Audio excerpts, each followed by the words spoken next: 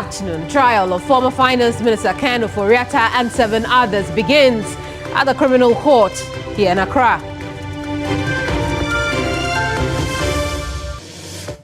Also, we'll tell you how President Mahama and the majority leadership in Parliament are in disagreement over whether or not the office of the Special Prosecutor should be maintained.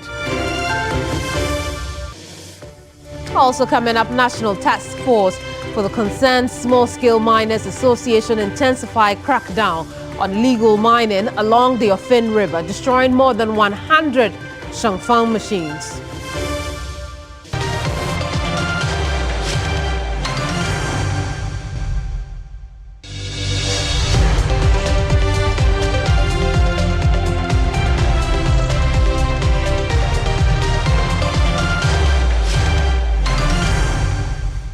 It's News Central here on TV3. I'm Kemini Amanor. And I am Mawuena Egbeta. The bulletin starts right now.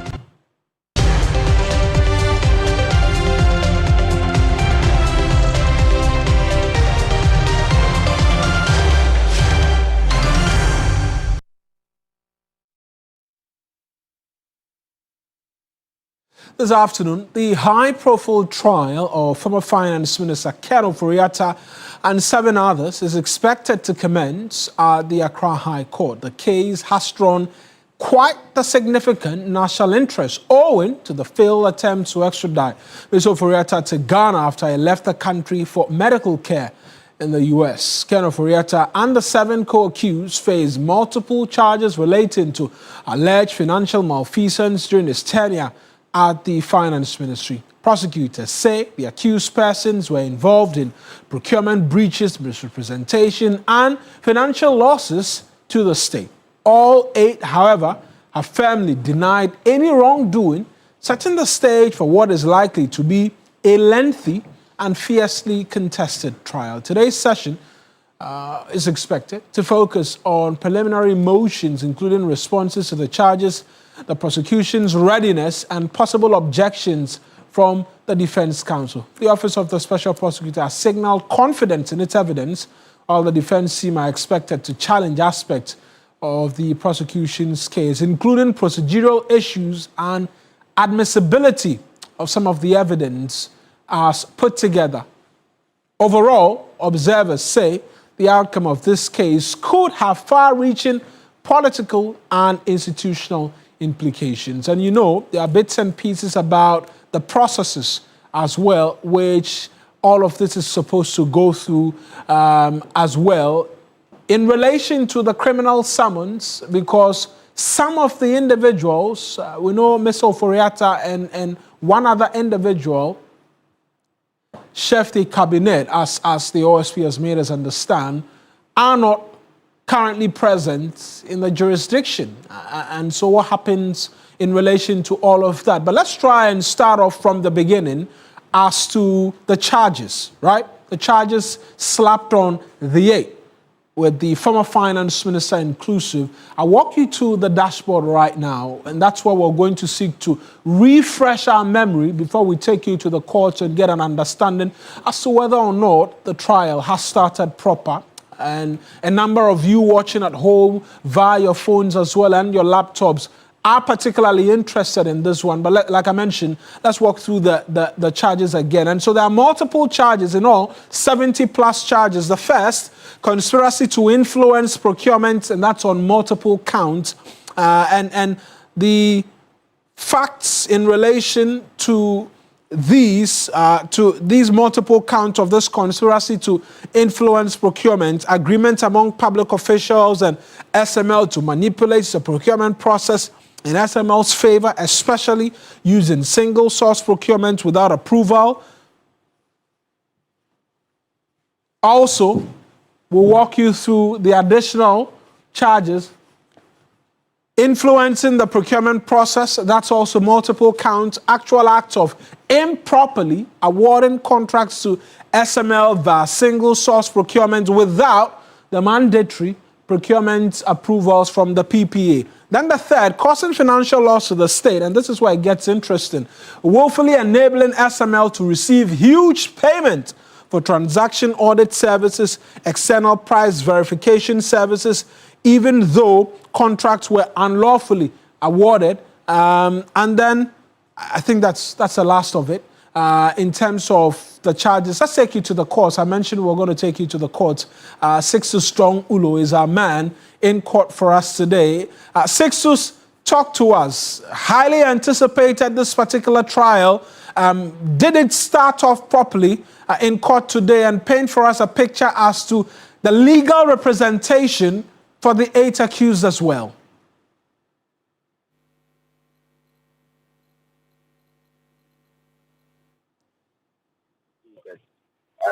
Court hearing today, and all the accused persons are very much and very well represented.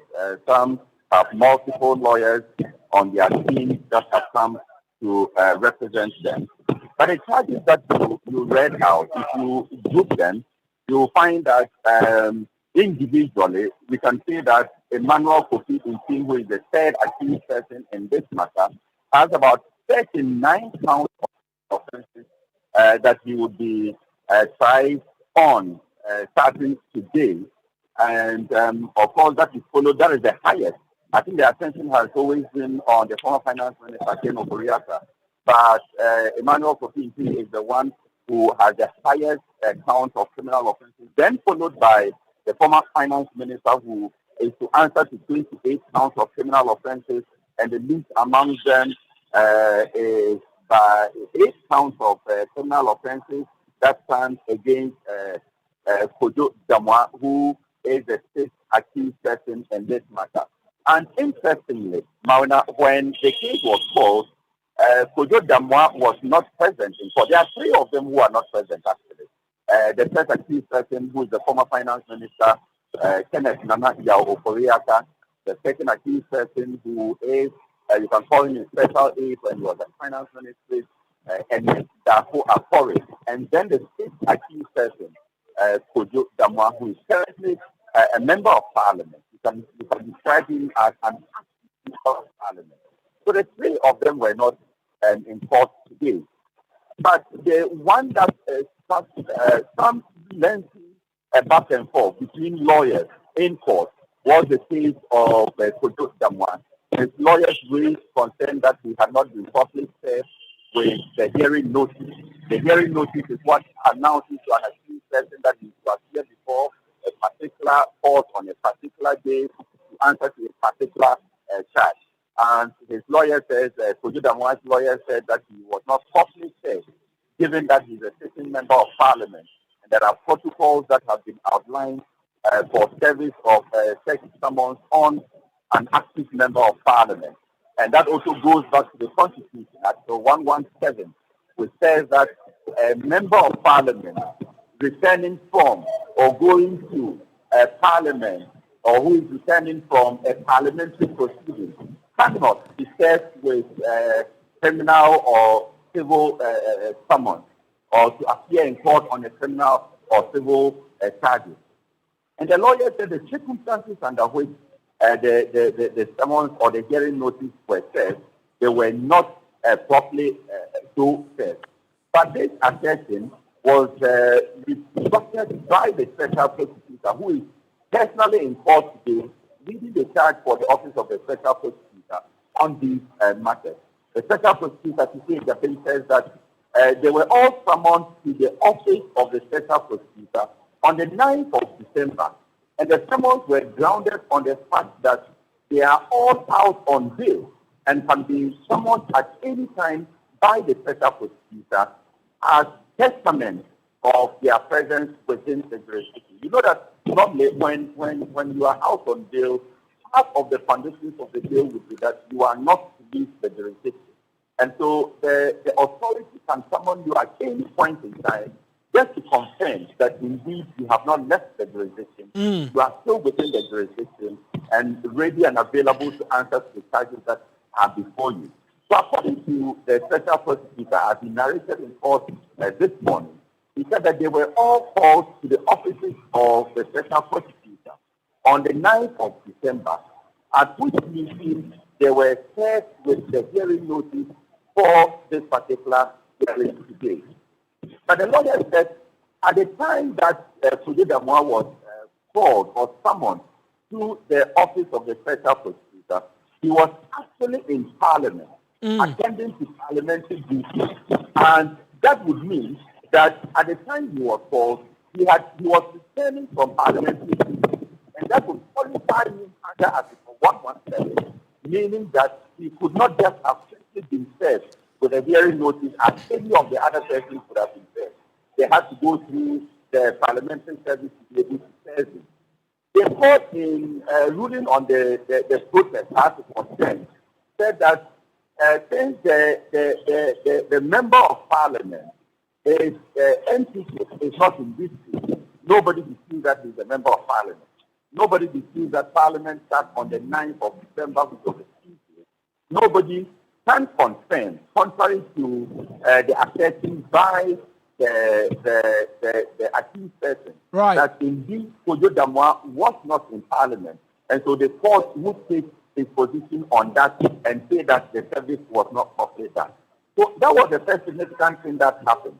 The second thing was the announcement by the OAC to the court that they have started or triggered the extradition processes. This was started on the 19th of November, and that through the Office of the Attorney General and Ministry of Justice, those processes have been initiated, and Ken Ofori-Atta, who is not in the jurisdiction, and the second accused person, Ofori, who is also not in the jurisdiction, they will be extradited from the United States of America, where intelligence has placed them that they are actually currently in the U.S. While waiting for that, the special prosecutor had asked the court to issue summons for the charges to be served on the two accused persons in the United States, whilst awaiting the extradition processes. And what was the court's decision on that particular matter? He asking that summons be served on the two accused who are outside of the country. Well, the court is yet to give a ruling on that. This was an ex parte motion that the SP moved, and he requested that the details of the motion be heard in chambers. And so the court agreed that it would clear the court, the rest of the people in the court, so that only the lawyers will be present when the details of the motion are taken. And so we are not privy to the details, and we don't know whether the court was grant or not. As I the court is still in session, and they are actually taking the plea of all 8 accused persons. Well, as we will speak, there won't be 8, there will be 5 accused persons who will be taken. And that is that they will read out the charges to the accused person, and the accused person will be given the opportunity to say whether he is guilty or not guilty. If he says he's not guilty, then we are going the full ball. If he says he's guilty, then that may be may cut the journey short for that person. So we are yet to get details of that as the court is still in session. Right then, Sixers, appreciate. I'm sure we'll get details of this motion, the request by the special prosecutor. And just by way of additional detail, Mr. Kissie Ajabe himself is the one in court leading the OSP in this prosecution, just by way of clarity. That he's personally leading the charge. Mawuena, this may be well understood. You know that the officer has come under intense pressure on this particular case. And so we find the SP himself personally leading this particular case, probably to ensure that he gets the conviction that he's looking for, to appease the public who is very much unhappy with the handling of these affairs so far. He is a master of criminal law, Kissie Ajabe, who is the special prosecutor. And so very interesting. He is in court by himself, leading the office of the special prosecutor in this prosecution, in this SML saga. But there's a lot of controversy surrounding the office, and rightly so, Kemini. two leaders from the majority caucus and the minority, they're leading the charge with the private members bill, seeking to have the office abolished to an extent and return to the Attorney General. But the position of the president, it's very different from very that. different. And that's where we are headed now. Let's bring in now Edem Senano. Edem Senano is an anti-corruption campaigner. Edem, thank you so much for joining us this afternoon. I'll come back to you briefly, and then we'll have the discussion on the different positions from what the president has, and then what the majority leadership or the majority side in parliament also has. In the meantime, we know that the two leaders from the majority caucus, Mahama Yariga and Roxanne Nelson Dapiamekpo, have drafted a private members bill to repeal the OSP Act and abolish the Office of the Special Prosecutor. Now, this follows days of intense public and political demand for the office to be abolished after the arrest and detention of lawyer Martin Kpebu. Let's take a listen to this, then we go to our conversation.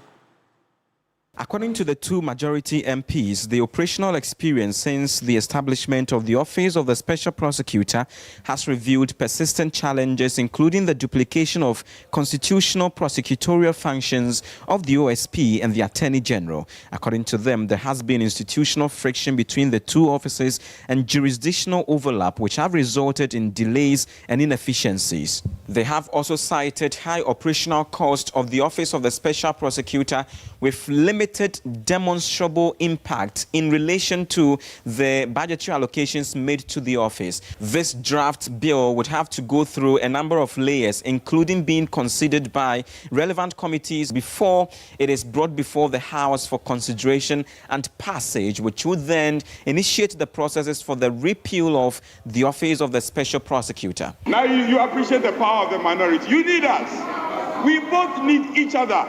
Meanwhile, the minority in Parliament cooperated and participated in proceedings in the House, despite the early indication that they are going to continue to frustrate government business until the clerk to Parliament repeals or withdraws his notice to the Electoral Commission declaring the Kpandai seat vacant.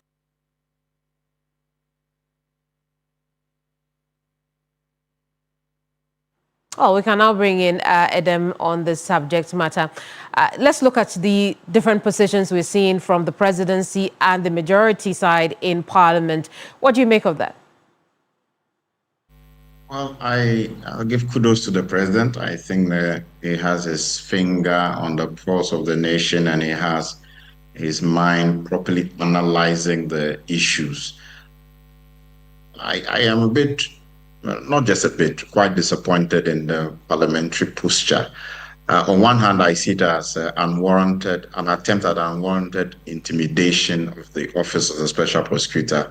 On the other hand, it's a betrayal of trust, because this country has gone through a historically long period of analyzing the AG's office, right from independence with Jeffrey being as Attorney General, until 2017 to date, where we drew the conclusion, and conclusively, that the AG's was incapable of, as it were, holding accountable his own or her own peers at the level of government.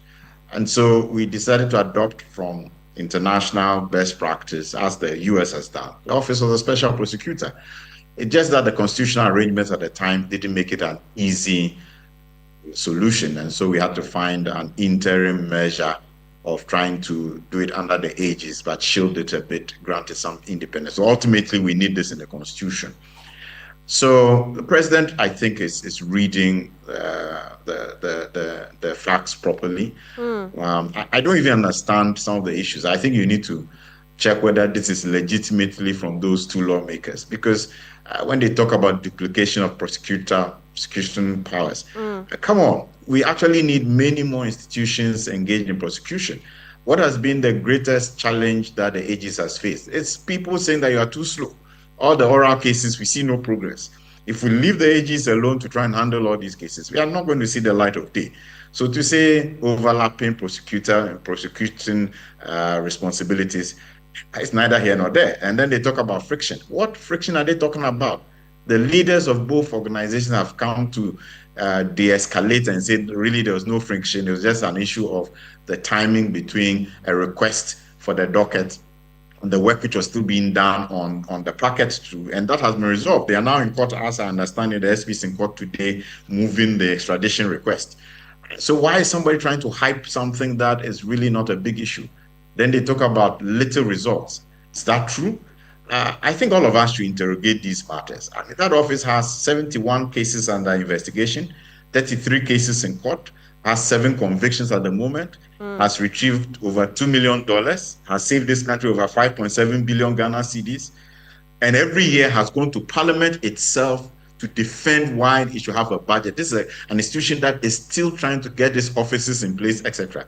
This is a betrayal of the trust of the people when Parliament begins to take the posture that they don't want to be accountable. What it does is, if they are not careful, and it's a caution to them, the social capital with which they came in, the goodwill of the citizens, they'll be losing it very fast if they go down this trajectory. I see. Adam, so how do you see this playing out? Remember that there is the president's position, there is also the majority caucus position, and then the private legal practitioner who's also taken this matter or is headed to court on the same subject matter. How do you see all of this playing out?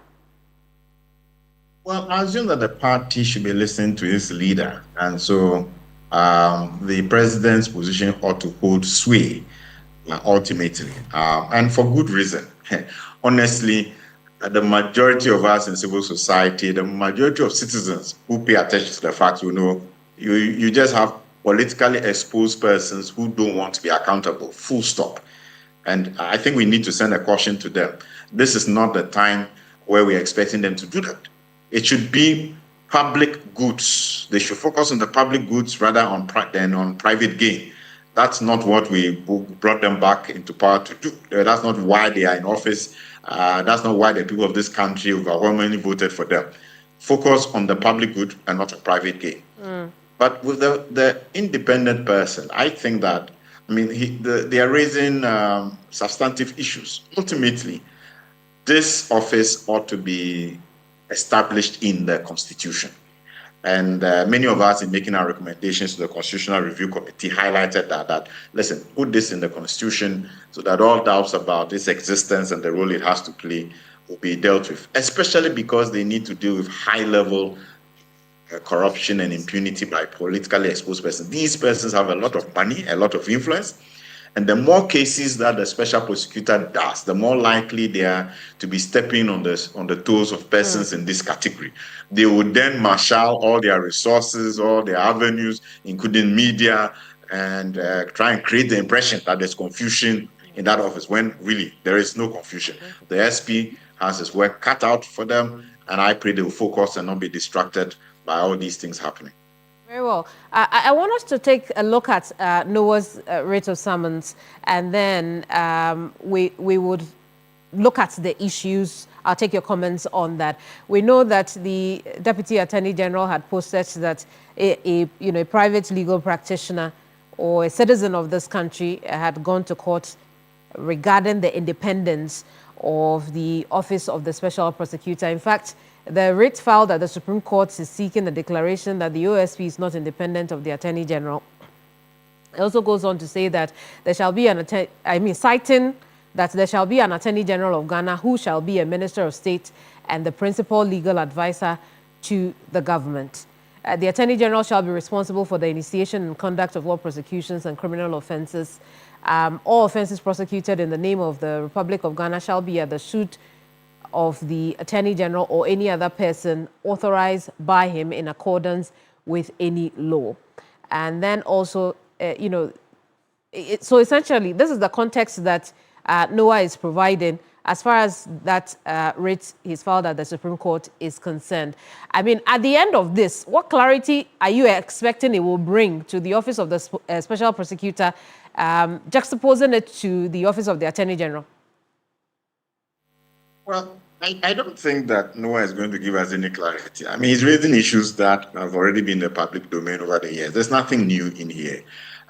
Really, what we're seeking to do, all of us who helped craft Act 959, was to ensure that the lacuna we'd identified, a space where politically exposed persons were not being held accountable and they were getting away with impunity. So this was an interim measure. It's almost like an iterative process. We've not gotten to the end of the road. The end of the road, clearly, was get this into the Constitution. So he's not raising anything that is new. And the thing is that, does this serve the best interest of Ghanaians? Does this promote the best interest of Ghanaians? And that was the point. The office promotes the best interest of Ghanaians as we sought to get to the point where we do the constitutional amendments and get this properly situated there, which is where we have arrived at. Hopefully, the Constitutional Review Committee report will reflect that. And we need to continue the engagement, because you don't want government to suddenly come up with a white paper that excludes critical issues like this. This just has got to be there. So really, I'm not sure this is going to add any value. This is probably some private interest that is being articulated here.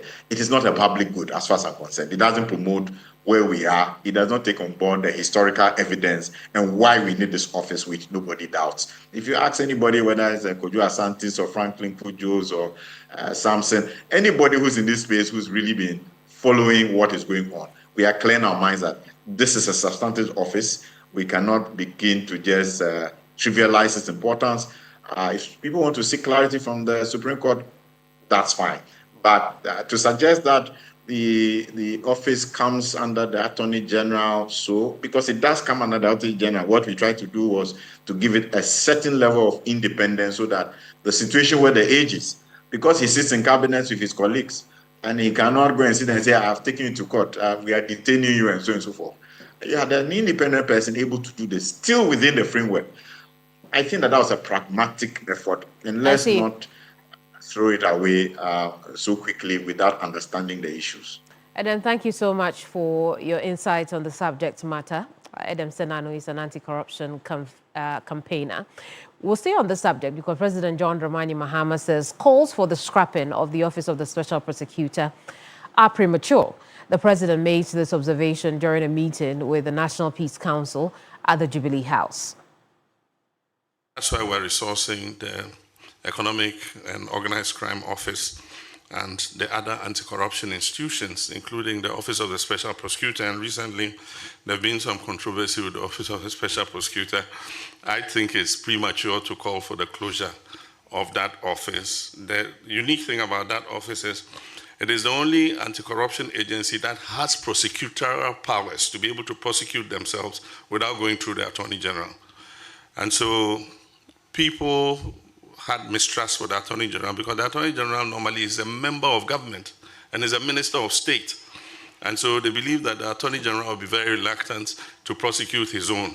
But if there's an independent office like the Office of the Special Prosecutor, it won't matter who you are because they have security of tenure and they have prosecutorial powers, whether you're a member of government or you're a member of a previous government or you are anybody who has, misappropriated public funds. They have the law is behind them to be able to prosecute you. So I think we should give them a little time.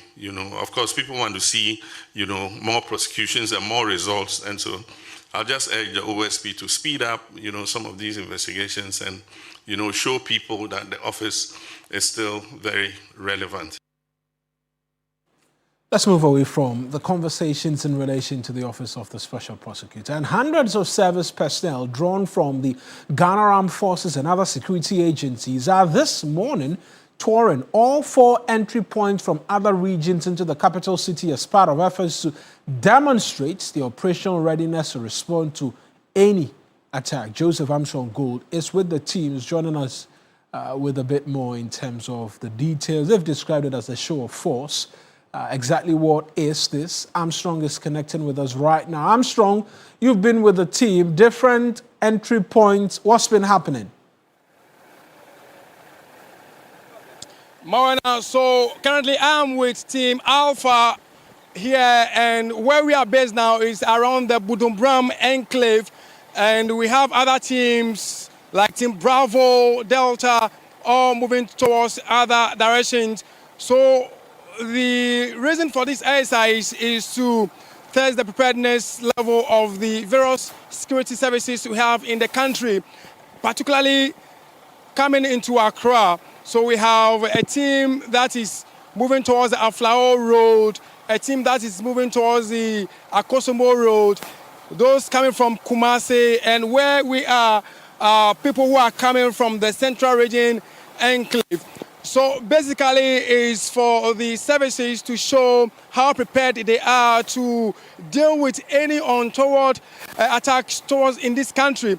So before we move from the Independence Square or the Blaster Square, we were briefed about the need for this exercise, also for the services to network with residents or citizens of the country so they see them as one of them and not enemies, Mawuena. Important to mention that briefing which came through seeking to explain the rationale for the show of force. And so since you've been with this team, what's been the reaction from the general populace as you've done the road trip and you're seeking to return to the capital? Mawuena, we moved from the Blaster Square, and I can report that right from the Blaster Square towards National Theatre, through Circle, Kaneshi, Odoko, Malam, Junction, through Kasua, you could see people cheering the military personnel and also that of the police that have joined. They look very cheerful, and they are like, Mumfaha, pass here, go here. The criminals are hiding here. They are there.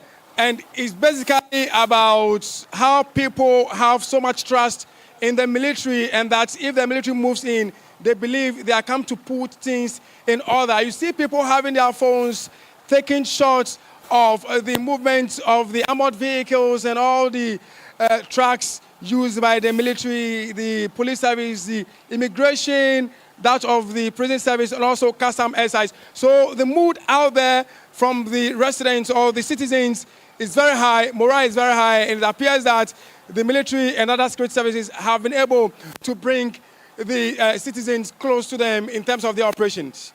All right then, Armstrong, thank you very much for those details. Cobra One is what we call him in these parts, the newsroom to be specific. Armstrong Gold Alogwe is my colleague with the military contingent as allied security agencies show force, and also like Armstrong tells us, to engender a bit more trust in the security apparatus of the country as well. It will take us on to our very first break here on News Central. When we return, we are across the regions for you with Regional Hub. Stay with us.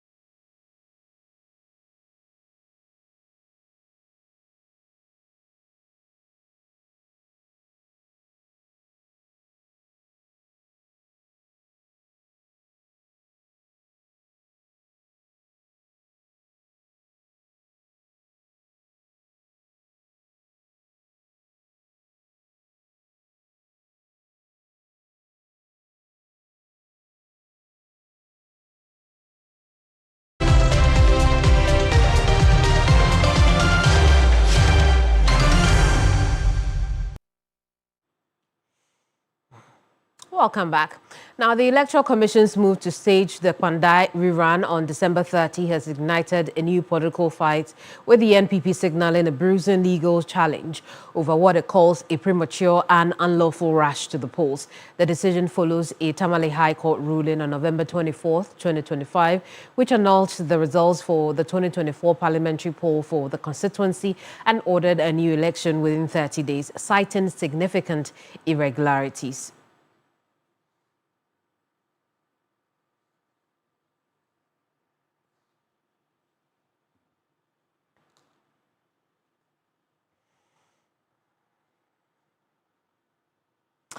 Let's have a quick chat with Rashid Tanko Computer, who is the Deputy Director of Elections of the NDC. I appreciate your time with us here, Tanko. Grateful, Kemini.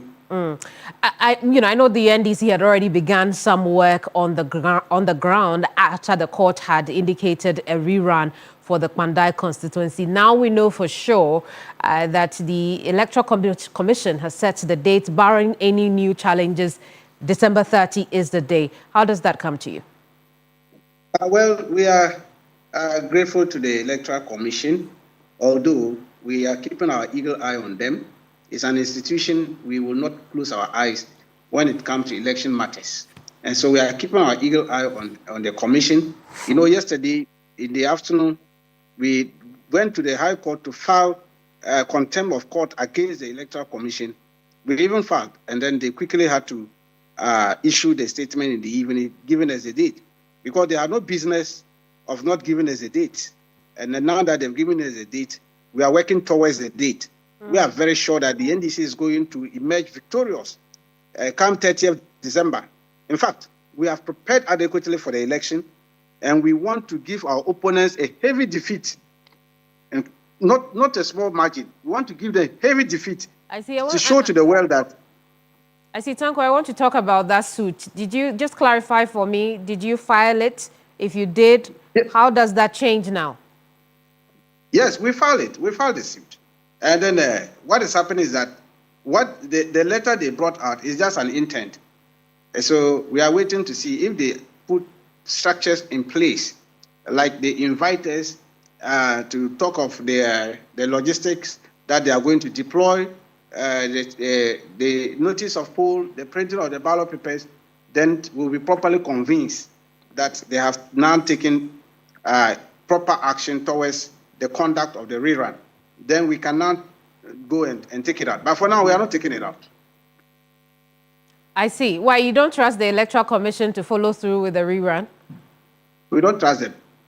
Since 2024, we've never trusted, as a party, we've never trusted them. And this is not the time for us to have any trust in them. We will continue to keep our eagle eye on them to be very sure that they do the right thing. Don't forget, it was their officers who messed up the election in Kpandai constituency. The second respondent, when we cross-examined the Electoral Commission staff at the High Court, it came out that they were part and parcel of those who have the polling process. And if we are sending the indication and a letter to the Electoral Commissioner to make sure that the gentleman does not run the rerun. He shouldn't be the officer who is to run the rerun in the constituency, because we don't have confidence in him. He is still misbehaved the way he did in the 2024. I see. We'll leave it here. Thank you so much for talking to us. Tanko Rashid Computer as Deputy Director of Elections for the NDC. Taking us on to Regional Hub now.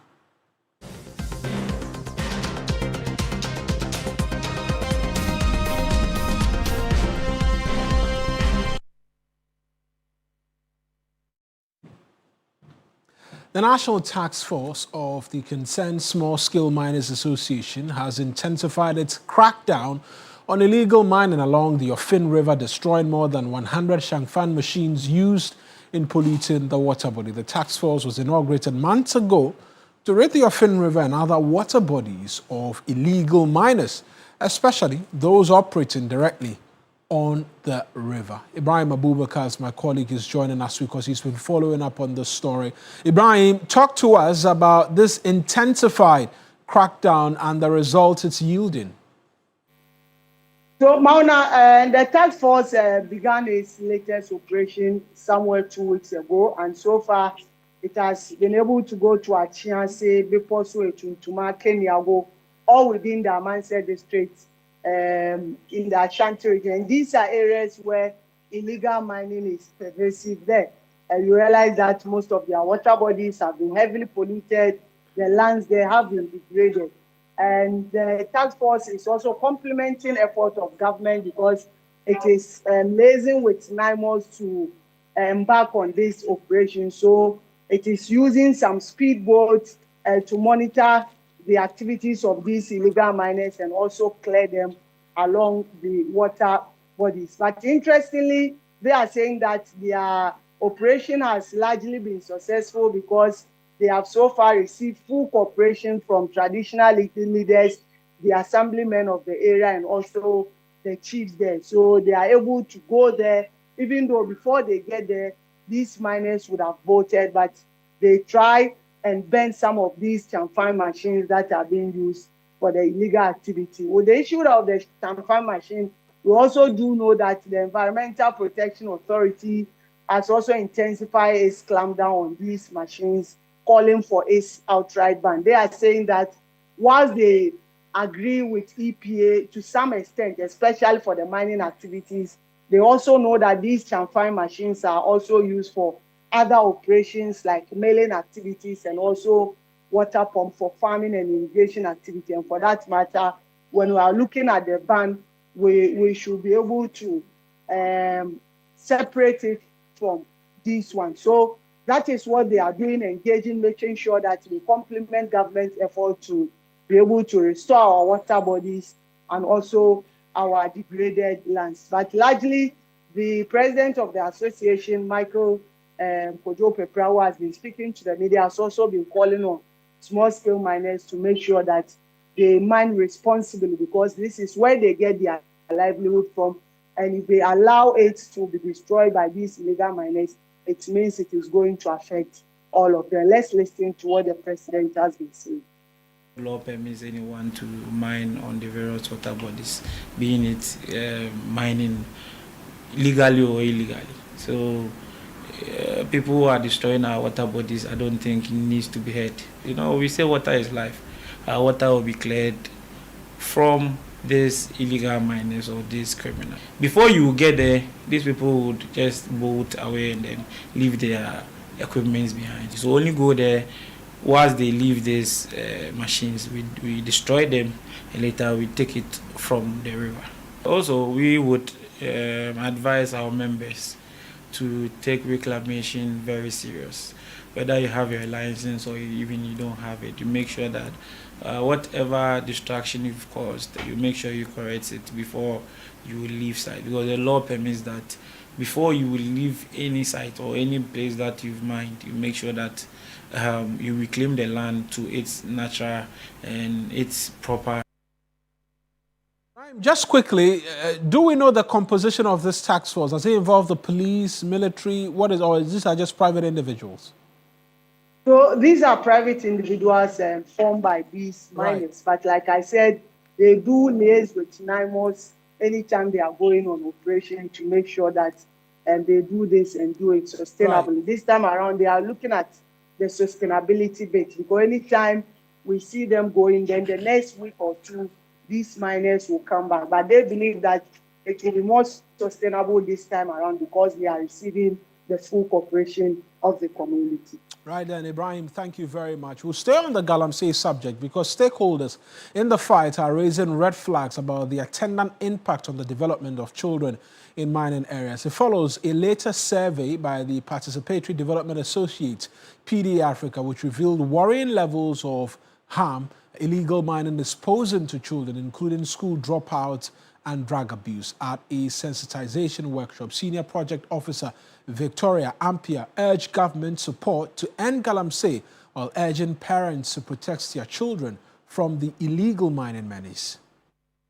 Working with my experience working in communities, one of the things that makes the community powerless in speaking against Galamsey is because of the source of the Galamsey, those who fund the Galamsey activities.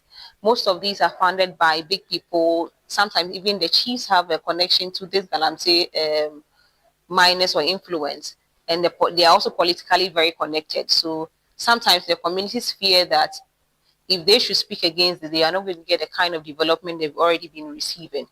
However, the other challenge is that all the efforts that other NGOs and development organizations are also making in these communities are being threatened. For instance, we have one project running within the two districts, which is Amanor Southeast and Amanor Southwest. We are in 20 communities now implementing a reading program to improve the reading literacy of children within these communities.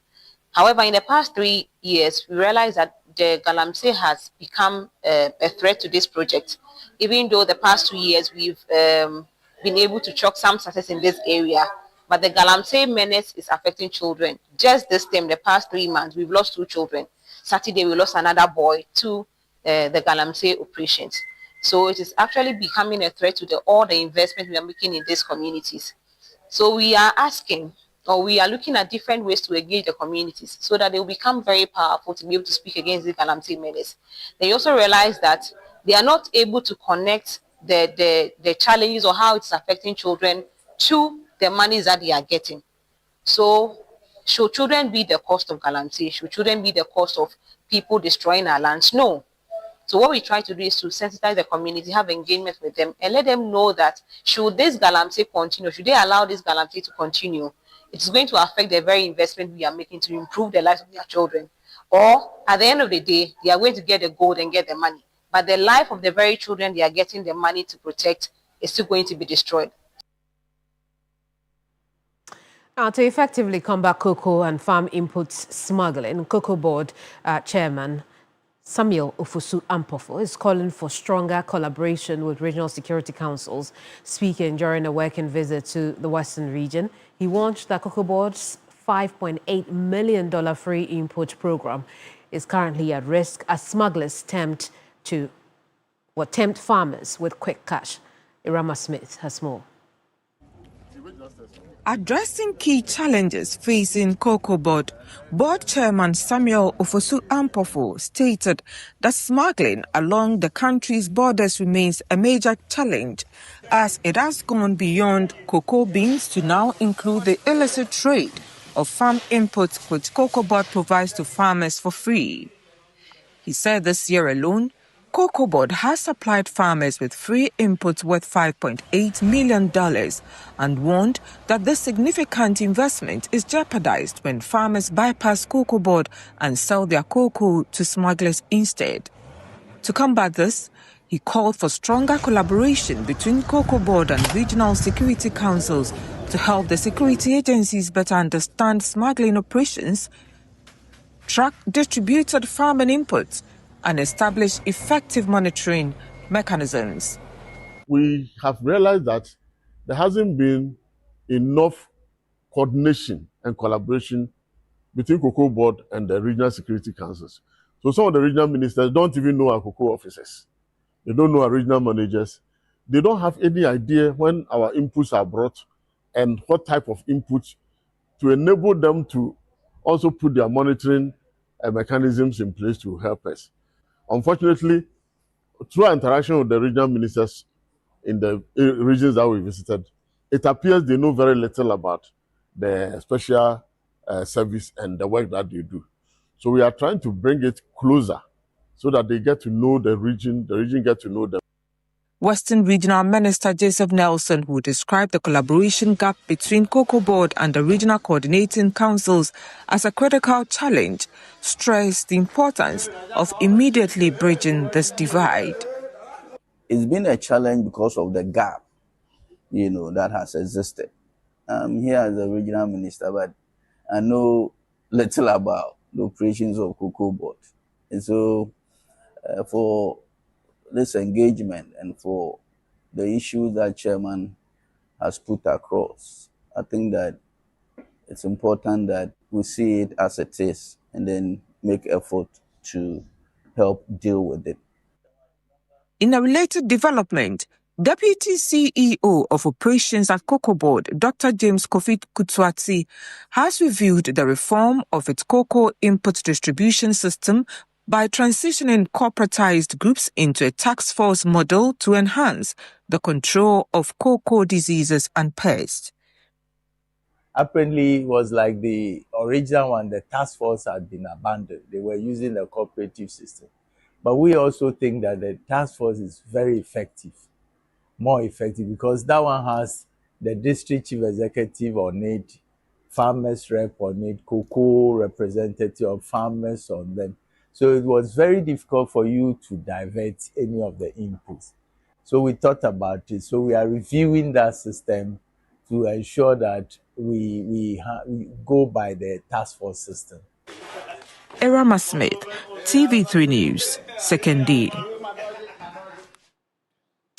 Well, as the world observes the 16 days of activism against gender-based violence, concerns are growing over the surge in both physical and digital abuse targeted women. Justices of the Supreme Court and leading advocates say urgent action is the way to approach the troubling trend. Enyanam Haliga reports.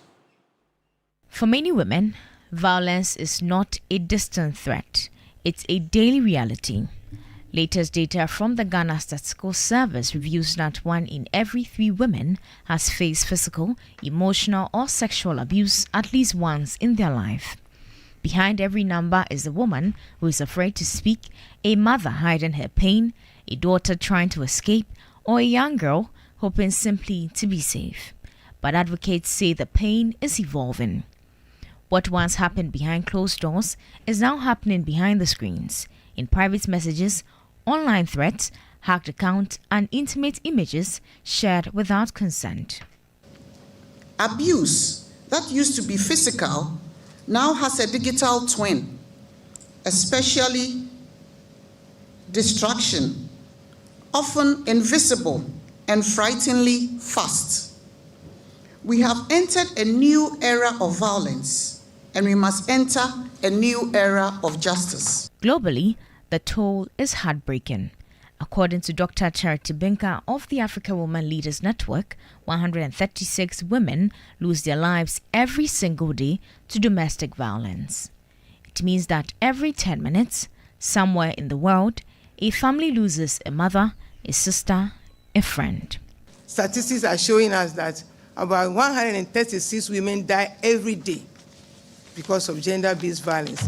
And most of the time, it is the people who they trust, husbands, uncles, brothers, friends, boyfriends, who kill them. Why should it be so? This is something that we need to confront. But advocates say this can change if society listens, believes, and stands with survivors. As the 16 days of activism continues, the call is not just for stronger laws or safer technology, but for compassion, for awareness, and for the courage to say, this must stop. Enyanam Haliga, TV3 News, Accra.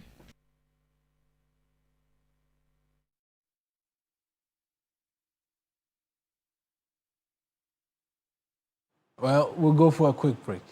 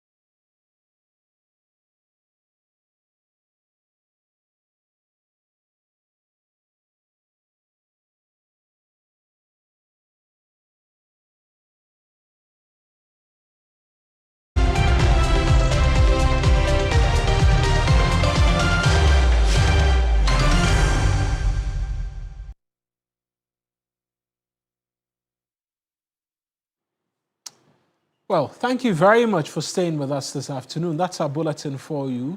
I am Mawuena Egbeta. I'm Kemini Amanor. Bye-bye.